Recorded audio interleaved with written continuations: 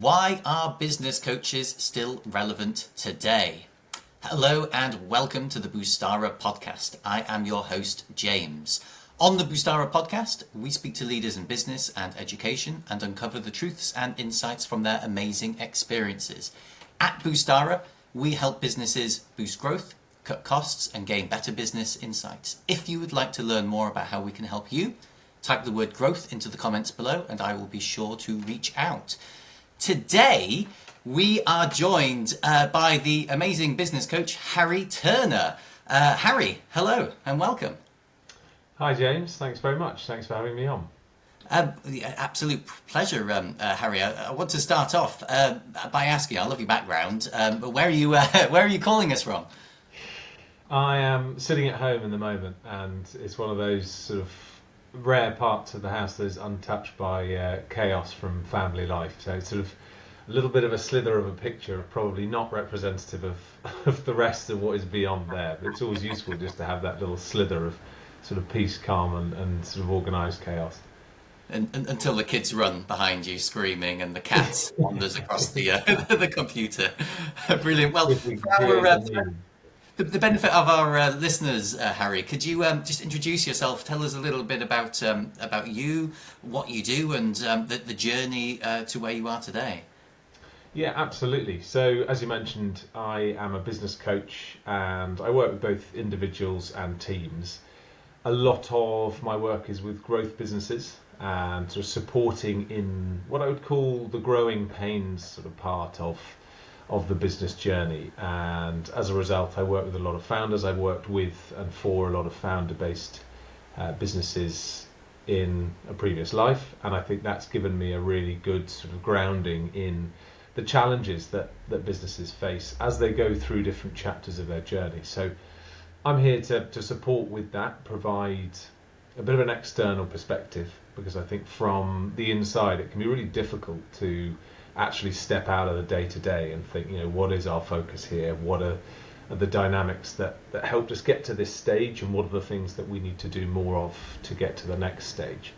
So using my experience in a background of communications, which is actually where it all started, and then a long time in the startup world, I'm combining those two to help those teams to improve their leadership, put some structures and systems in place for as they grow, a bit more organisation to what has probably been multiple people covering loads of different things, and simply not the time, maybe not the resource to address some of those issues on the way through. But how do you then make it a place with a really clear vision, a really sort of vision people can get behind, that really understand where they're going with it, they can see their long-term future at the business, and then you bring your people with you. Because all that time you invest in developing your teams, you want that to matter. You want people to sort of feel a part of it. So how do you bring them with you? And that's where I come in. Brilliant. Can I ask, Harry? I mean, was there a spark, a moment in your professional career that made you realise, like, this is the direction that I want to take, and I want to work as a business coach and effectively help leaders, give them that extra vision perspective? Was there a moment that sparked that? Yeah, I think it happened twice really. So I obviously wasn't quick enough to react to the first spark, but it happened in successive businesses that I was a part of, where we'd sort of been, banging our heads against a brick wall in terms of certain parts of the growth. What was next, the things that we kept on coming up against, the stumbling blocks.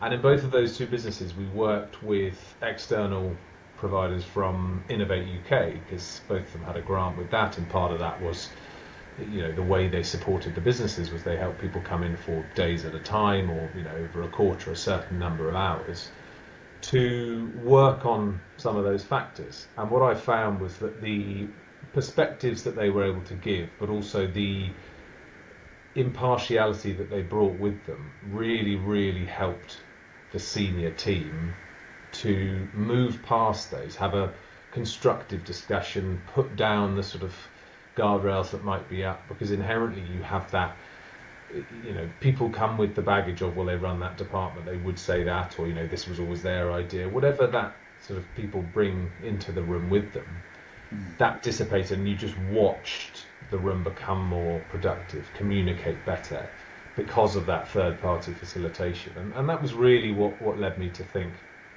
I could add a lot more value to a wider number of businesses and leaders by kind of going off and doing my own thing. Interesting. And I'll sort of play devil's advocate a little bit because, I've been in that position as well where we've had external consultants come in and you feel a breath of fresh air, a different perspective. Suddenly someone else to talk to you and tell you, well, these are the problems that I see, or have you tried things in this way?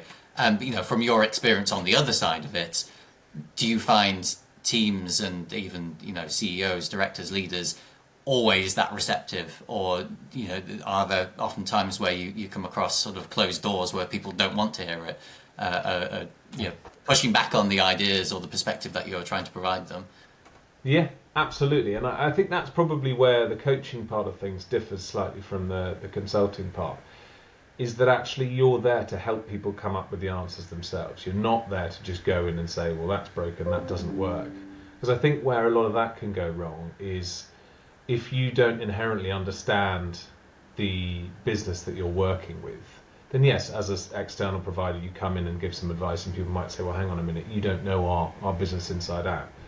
When you're working with the people, and particularly the relationships at a senior level, people all have a vested interest in getting along better, being more productive, having a better ethos and a culture within the business. So there is definitely pushback to some of the ideas, to some of the perspectives that you put forward. But fundamentally, it is about them doing the work as much as you're working with them to facilitate that. But it's less just coming in and saying, oh, you should never have done that in the first place. Because as you say, immediately there's a defensive nature to, what do you know about our business? We live and breathe it every day.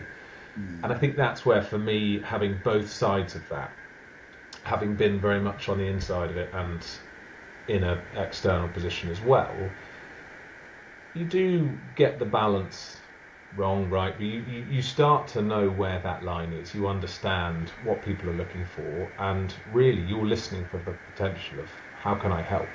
And I think when you start to offer people help rather than advice or criticism or however else you package it up, you're there to help them, and that's when you start to see perhaps that more of a sort of firm stance of we're not interested in this start to soften a bit, because you have their best interests at heart.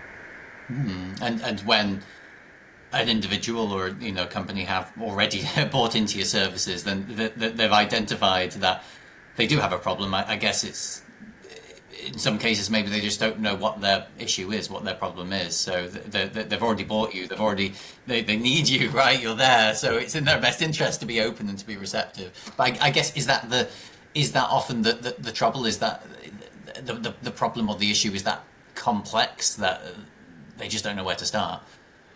There's two parts to that. So yes, obviously you can get some complex issues. I think the first part is that often the presenting issue is not the underlying one.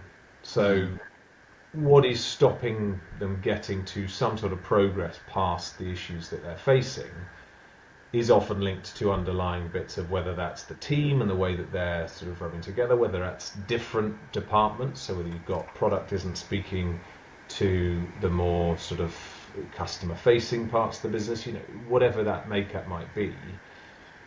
Generally speaking, as you start to discuss it more and people start to open up about the day-to-day, you start to see some of those underlying factors that actually might be triggers that make these decisions so much harder, because you can't get everybody united across the same direction of travel.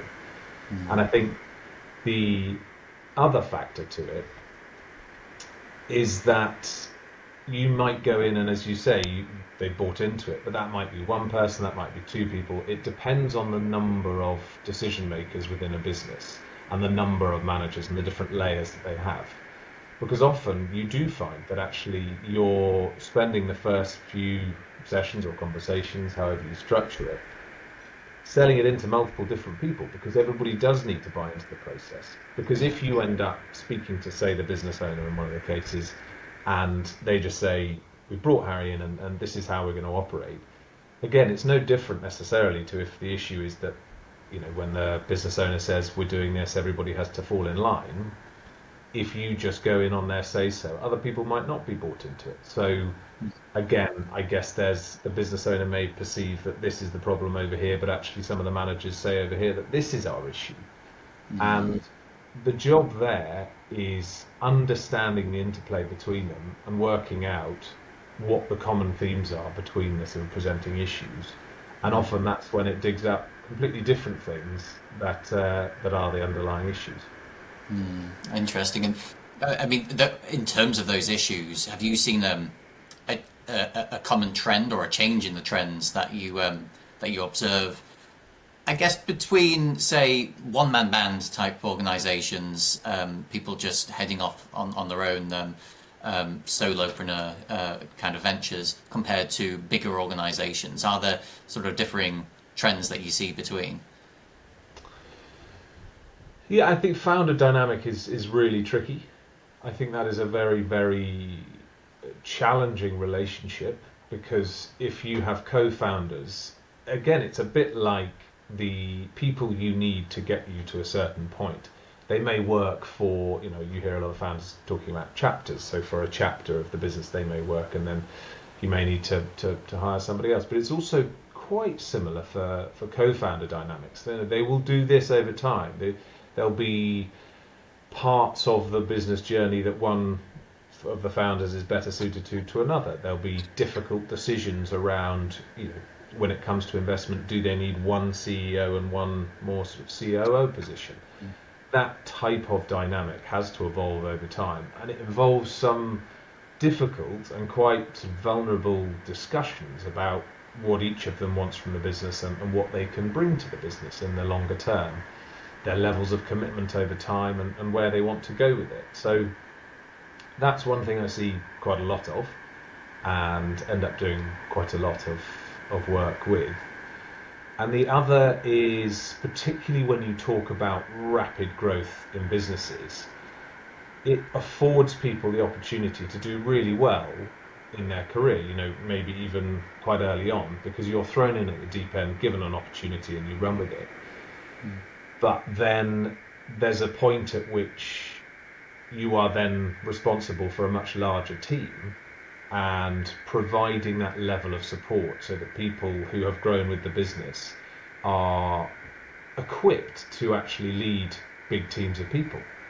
And you often see that when people are brought in from externally who've got a lot of experience, there's a bit of a culture clash between people who come all the way up with the business and people who've then been sort of parachuted in for this next chapter.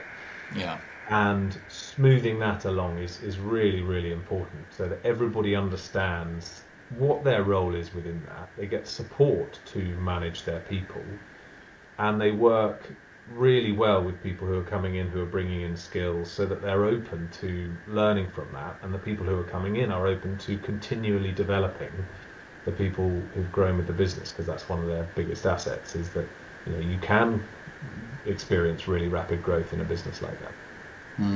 Interesting. And I guess one thing that strikes me the most listening to you speak there is probably the length of time that it can take to have an impact or measure an impact. So just what you're saying there, to smooth off the relationships and to grow. That's not a you go into an organization 1 weekend, done, finished.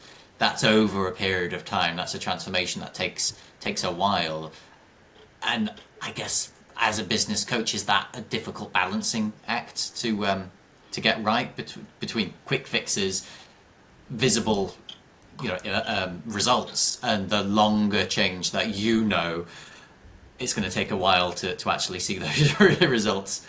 Yeah, absolutely. And I think going back to having experienced both sides of that, I've definitely had situations where I was brought in at a more senior level, and after a month it was said, what have you changed? What differences have you made? And you're still trying to understand a very complex business at that point. and sort of get your feet under the desk. So I certainly know the pressure that people can be under when they're brought in. And it's encouraging a better understanding of that and giving them the leeway to understand it, get to the bottom of how things are done before they start trying to sort of root and branch, pull it all apart. You've got to understand it first. Yeah. And I think often the relationships that I have with businesses start with that sort of, we'll do a bit of work with some of the leaders, we'll quickly get them up to speed, and then that's great. And that's when it ends up being a much longer term relationship, because actually you do start to sort of pull away at things, and things do gradually improve. But it is then a constant learning curve. It's a continuous, this is support that people need on an ongoing basis. And then you're bringing through the rest of the team as well. So actually, once people really buy into the value that it brings for their people, and it's less intensive over time, but you sort of keep in touch with people and you keep working with them just on some of those key bits so that old habits don't slip back in. Would you say there are any kind of misconceptions that organisations have when it comes to working with a business coach like yourself? And with that, I mean, the range of business coaches that there are out there, there's a lot of choice, right? What are the sort of misconceptions that a lot of companies have when it comes to choosing and to working with a business coach? When it comes to coaching, I think there's a lot of, how do I do this? Teach me how to do it, and then let's go. And the reality is that I'm not coming in to tell somebody how to do their job. They are better at doing their job than I would ever be, because it's not the job that I'm doing. It's coming in to help them to assess the potential areas for improvement, look at a bigger picture, and often it's because they're just very head down and in the weeds of it. So I think that attitude of, right, tell me how to get better at this, do it straight away, and then off we go, is probably the biggest one. And that's all about getting the relationship right at the start, about what it is and what it isn't and how you can help. And I think the differentiating factor is that there's a wariness to be had with a lot of the adverts you might see about this one quick fix, I'll teach you this, and then your business is going to treble. Yeah. Nothing will do that for your business without the right systems to underpin it and the right structures to actually embed it, and people who will work with you to embed those systems over time. So you can totally understand the sort of the marketing aspect behind this quick fix, and then that turns into a longer term thing. But I think really the more upfront you are about, this is incredibly personal, you need to, you're buying into, in my case, me. We need to get on. There needs to be a dynamic there where it works. There needs to be a rapport built with all of the sort of senior leaders in your team. Otherwise, fundamentally, they aren't going to get that much out of this. And there's always going to be that sort of standoffish nature. So I think building the rapport, setting expectations early on as to what you can and can't deliver, and so that there's no sort of quibbling about that as you go on. There's no, you're not tying them into long-term contracts and actually then things sort of flip on their head. Everybody's starting from the basis of knowing what to expect, and that works a lot better. Very interesting. I think it is kind of similar in many respects to the way I work and to the way we think about tools. There's showing and telling everyone, okay, use this tool or do this exact thing in your company and problem solved, right? But it's not. It's like it's giving a carpenter a new tool that they don't know how to use, right? Yeah. You got to teach them and show them and guide them on how are they actually going to achieve, how are they're using it, what things do we need to change along the way. It's not as simple as just this is what you need, go, right? With that said, Harry, I mean, could you elaborate on any kind of success stories that you've had with clients? Yeah, I mean, one particular slightly larger business where I was brought in again, and I think we go back to that point about we've got this issue, we need to make this announcement, and we'd like you to come in and sort of help us prep for it.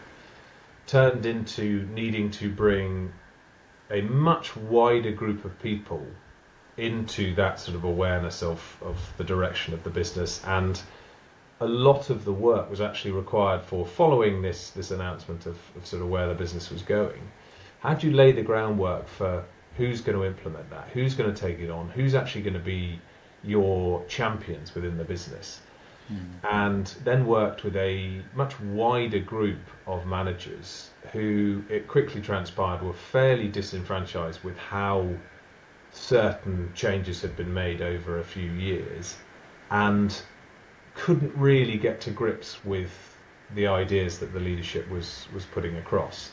And actually, in at least 2 of the cases, we're talking about chunks of sort of between 5 and 10 managers, it was just being heard. They didn't feel like they'd been able to get their point across, have it considered, and then part of the decision making.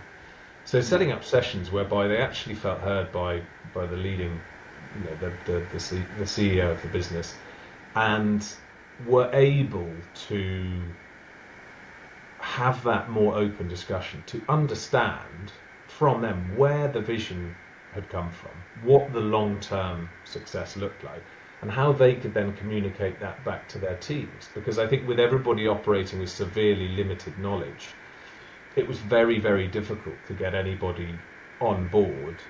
And then if you've got the middle layer who are saying, well, look, this isn't me, this isn't how I would do it, then obviously it's really, really difficult to engage anybody further down the business.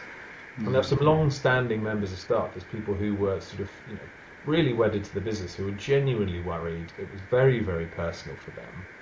And having that level of understanding, of absorb it, and again, it's about taking that a bit more time to get it across. This isn't just, we've done all this thinking, we've done all the work, great, we've got a fantastic vision for the future, bang, let's go. Nobody else has done that thinking in the run-up to it. It's a little bit like when you propose to somebody and you've done all the thinking, and that's great, and you're in a headspace of fantastic, this is going to be great, this is the rest of my life sorted. That person hasn't, so you've got to give them that moment to absorb what's happened. And it sort of felt like that shock had not been considered. The emotional response that was inevitable there was no sort of factoring in really the planning of what was going to happen with that. So we put those structures in place. We allowed people to have forums where they could provide feedback. They were involved from the get-go in terms of how they were then going to implement these changes. And actually the onus was then put on people to say, how would you implement this? What are your plans? And so then they feed back into it. And because you can't put everybody on the top table in terms of the vision of the business long term, but once you've got it, how do you buy into that? How do you then deliver that over the 5-10 year period that is being planned for? And so then the level of engagement went up and up and up, and all of a sudden this was sort of, people were owning it like it was their idea. And I think once you empower people like that, and you do it in a way that they get as much information as they can in advance, but once it's all out there, how do they then harness that? And you really started to see managers start to step up and own things that they had before completely kept at arm's length and said, look, this isn't my plan, it's somebody else's, and I'm just going through the motions. And that sort of reversing of motivation and energy made a massive difference to dragging everybody with them, and it became a much more positive place as a result.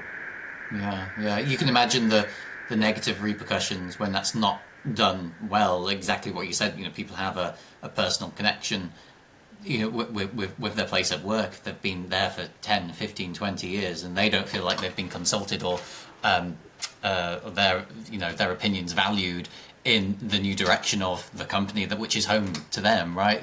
That can quickly spawn into poison within the organization, spreads, and then you've got people leaving valuable members of staff that's not what you wanted. That's not what the point was, to give a better direction, but actually you tripped yourself up in that regard.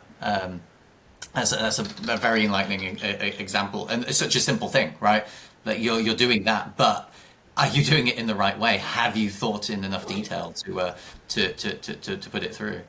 Yeah, and look, I'm not promising rocket science. A lot of it is simple, and actually when you start out in this, you sort of think, well, hang on a minute, is there value in this? I'm just providing quite simple solutions, but it's then what those businesses do with it and how you can provide that objective stance that actually sometimes, well, in quite a lot of cases, it is actually going back to what seems simple to one person because they may do it day in, day out, has just been completely overlooked. And however simple something is, sometimes it's about just bringing it to people's attention. Yeah. And I mean, with that, yeah, that's a very strong sort of human connection, communication sort of approach and strategies that need to be put in place to make that work. With AI, what's your take and your impacts, and the impact of what you're seeing within the organisations that you work in? Is that having the opposite negative impact, or is it actually you're helping in some regards? So I think the base level of it, everyone can agree that when it comes to organisational efficiency, there's lots that can be done, and I think there's sort of basic use of tools people are on board with. Where there's a bit more of a split is businesses that are trying to do a bit too much, trying to be everything to everyone, and ones that are really, really clear on their focus, their service offering, and what they deliver for clients. Because if you have that clarity, then you are looking at how AI can benefit your business, how your product or service can get better, how you can do things quicker, faster, and add even more value for your clients. If you're trying to do a bit of everything and you're less sure about your exact value proposition, then there are more questions about, couldn't I just do this with AI? Why am I paying you for this? There's a fear factor around, will this just wipe us out? And it's because, as you say, you're looking at all of these different myriad of tools and thinking, well, hang on a minute, what would this do? Or this might try that. And there's less certainty, there's less clarity, and you're not looking for opportunity. You're almost looking to sort of cover your tracks. So I do think it comes back to that personal thing of owning your client relationships, really knowing your product offering and service offering inside out, because if you do, then there is so much value to be had from how much better AI can make it quicker, faster, more efficient, more impactful. But I think if you are just looking at AI as here's open potential, let's pick whatever we can to sort of just run with as much as possible, then it's very, very difficult to sort of drown out the noise.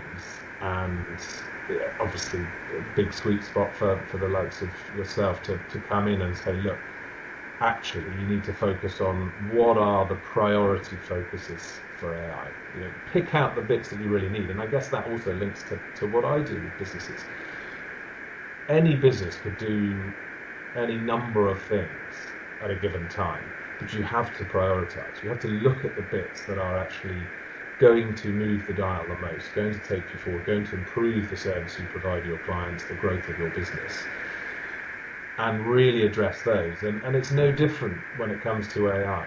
Those priorities should still be there, and then you can look at, well, how can AI improve that as much as possible? But on those priorities, on the really important bits, not let's just lob a little bit of everything at it and see what sticks. Yeah. It goes back to that.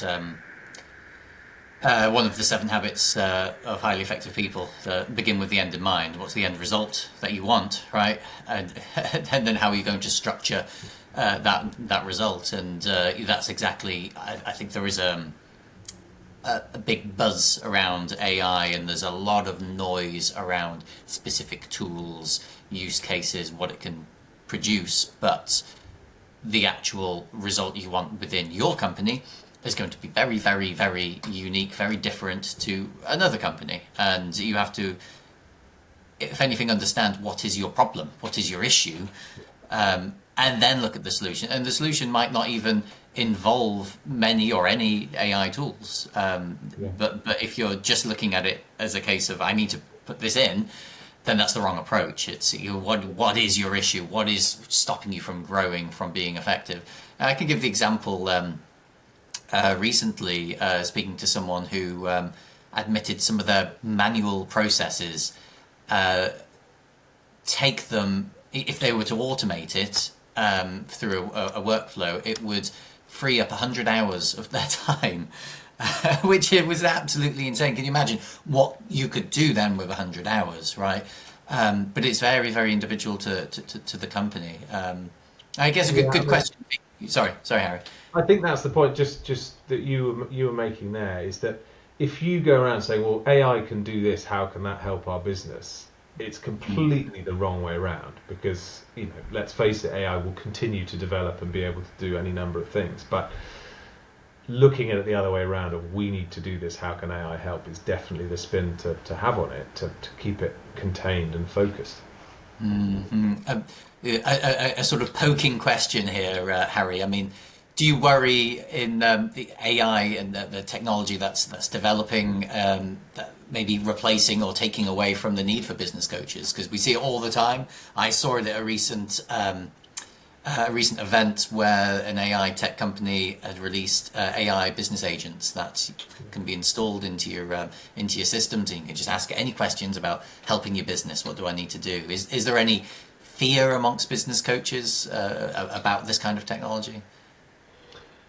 I'm sure there is, like with anything, an element of fear, but again, it comes back to sort of understanding where it can help and where it might be lacking. And I think there's a massive help in sifting through a lot of information. There is a huge amount of information around coaching, self-help, business development, all of the tools.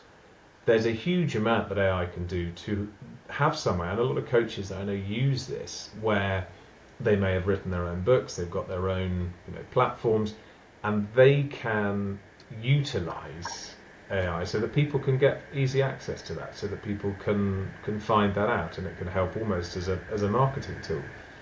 But I think what is hard to replicate is what we were talking about earlier, which is that human connection, and actually listening for opportunity and possibility, and hearing what people are saying. And it's not always just taking it in its literal form, but actually understanding the themes as people start discussing things. What are the things that come up again and again? And so that more interactive nature of business coaching, and the ability to put your finger on what people are struggling with and be able to help them through that, I think is definitely an area where you require that, because one of the biggest things, one of the sort of biggest success factors, is the level of trust that exists between the coach and the people that they're working with.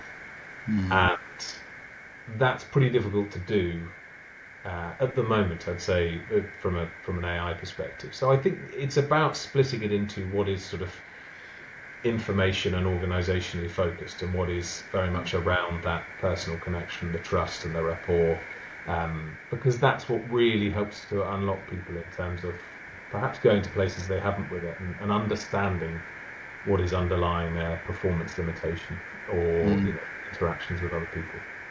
I think trust, what you said there, that's a differentiator that people can't gain really from any kind of technology. When you're going deep into problems within the organization, unraveling those issues, it's, you want to feel trust, you want to feel nurtured, comforted to actually grow and untangle yourself to get out of that issue. And you reminded me of a conversation recently with a local travel agency owner who we talked about travel agencies back in the 80s, the 90s. People would go to book their holiday because no information, right?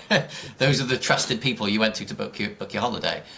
Interestingly, now travel agencies are having a resurgence. People are going into the shops to book their holidays. Why? Because there's information overload and people don't know what to trust, right?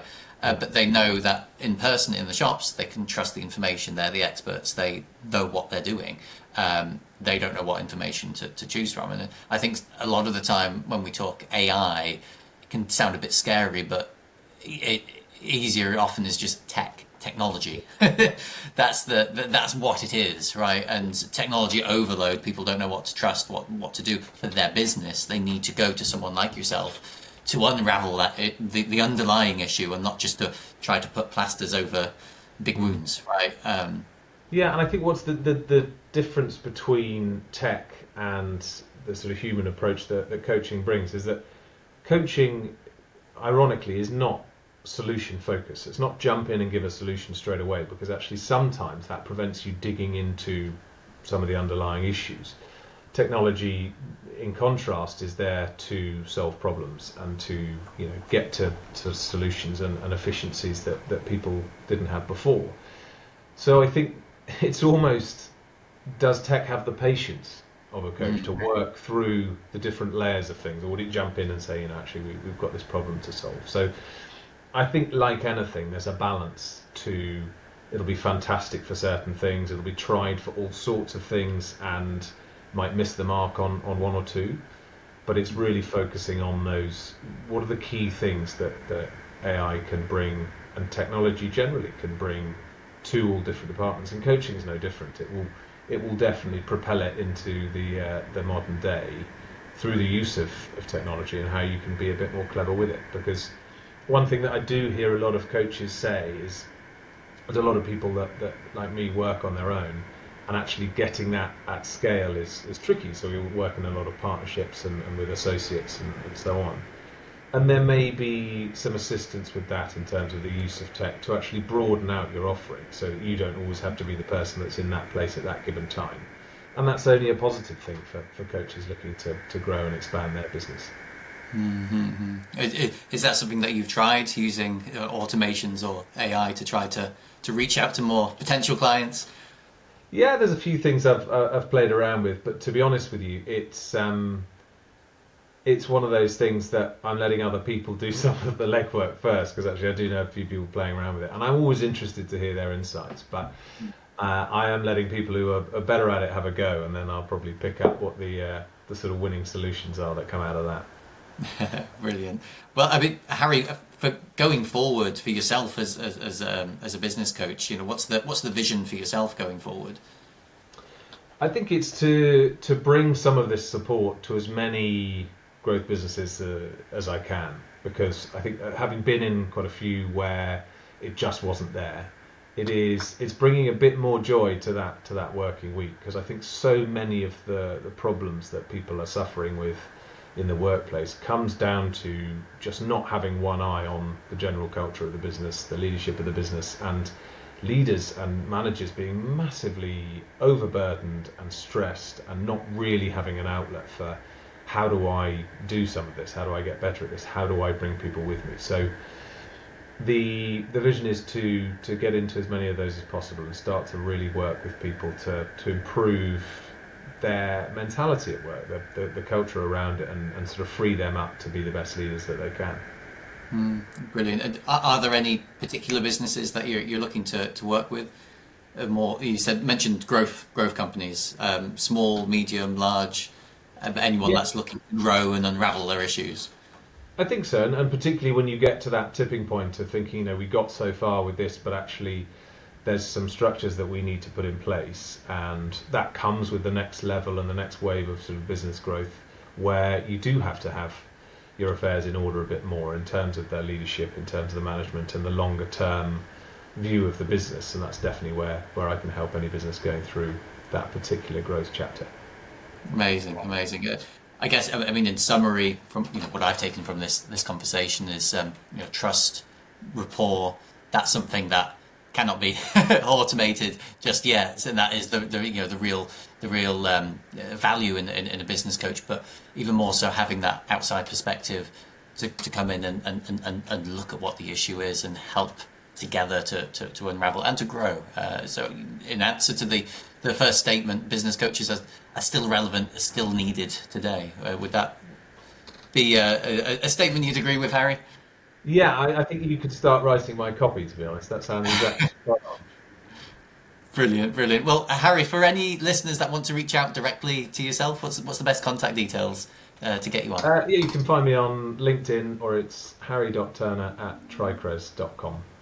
Brilliant. I will put those details below. So I would really highly encourage anyone that's, whether you are a startup looking to grow, you've got a bigger organization, SME, with a more complex management structure, and you need a fresh set of eyes, you need a particular issue to be solved within the organization, get in touch with Harry, because he'll be a fantastic asset to have join and look into that.